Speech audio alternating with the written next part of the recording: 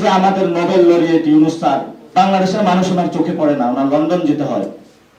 লন্ডনে গিয়ে সিজদা দিয়েছেন, সিজদার মাধ্যমে উনি ওহির মাধ্যমে আদেশ পেয়েছেন এবং সেটার একটা প্রেস রিলিজের মধ্যে জানিয়েছেন বাংলাদেশে ফেব্রুয়ারিতে ইলেকশন হতে হবে।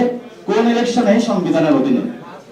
আপনার সিজদা তো ঠিক হয় নাই, আপনার সিজদা দিতে হবে বাংলাদেশের জনগণের প্রতি, কারণ জনগণ আপনাকে বসিয়েছে, সে সিজদার মাধ্যমে আপনি সঠিক দিক নির্দেশনা পাবেন। এজন্য ইউনূস সরকারের কাছে আমি আবেদন করছি,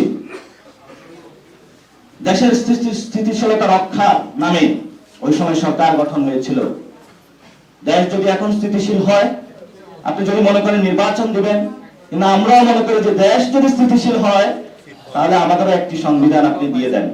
যদি আপনি দিয়ে দিতে না পারেন তাহলে আপনারও বৈধতা থাকবে না, কারণ আপনি যেই সংবিধানের 106 মাধ্যমে আছেন, আপনার বৈধতা খুঁজে পেতে আপনার অনেক কষ্ট হবে। আমরা একটি জনগণের মধ্যে অর্গানাইজ করে ভবিষ্যৎ বাংলাদেশে নতুন একটি সংবিধানের জন্য মাঠে নামছি এবং বাংলাদেশের গণপরিষদ যদি কোনো নির্বাচন হয়, সেটা গণপরিষদ আগে নির্বাচন হতে হবে। জুলাই সনদ নিয়ে আমাদের মধ্যে কথা হয়েছে, দীর্ঘ আলোচনা হয়েছে ঐক্যমত কমিশনে। এখন তাদের বেহাল দশা, এটা কিভাবে বাস্তবায়ন করবে?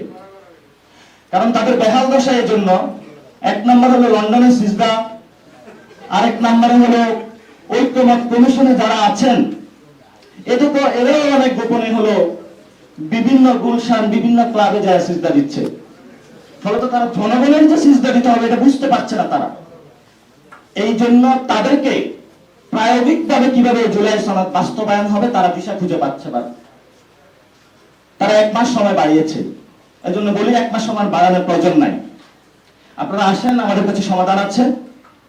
বাংলাদেশে গণপরিষদ নির্বাচন হবে, নির্বাচনের মধ্য দিয়ে জুলাই সনদে যে এসেছে সংস্কার বিষয় এসেছে, এগুলোর সমাধান হবে এবং বাংলাদেশে কাম পার্লামেন্ট হতে পারে, অথবা এই গণপরিষদও পার্লামেন্ট হিসেবে অ্যাক্ট করতে পারে, অথবা গণপরিষদ নির্বাচন হলো।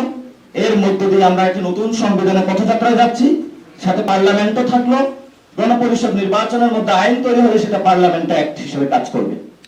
এতটুকু সহজ বিষয় একজন আমলা আপনি বুঝেন না, এত বড় রাজনীতিবিদ হয়েছেন আপনি বুঝেন না, আপনার জন্য ধিক্কার। বাংলাদেশের জনগণের মধ্য থেকে আমরা লড়াই করে যাব, এই ক্ষেত্রে এক চুল পরিমাণও আমরা ছাড় দিব না।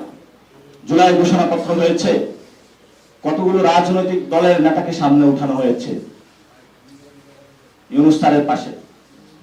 আপনাকে রাজনৈতিক দলের নেতারা ক্ষমতায় বসায় নাই, আপনার বৈধতা হলো জনগণ।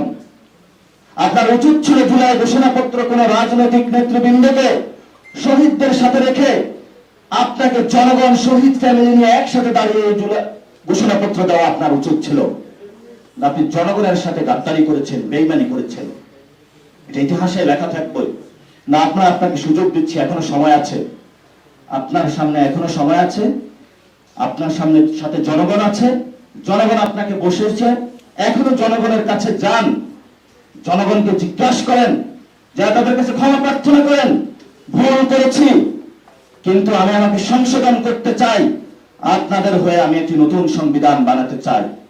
বাংলাদেশের মানুষ 60% মানুষ সংস্কার চায়। বিএনপি কি 60%? সবগুলো দলের কর্মীবৃন্দ মিলে তো 60% হবে না। কোথায় থেকে তারা এই ধরনের আস্ফালন করার সাহস পায়? আমরা জনগণের হয়ে কথা বলছি।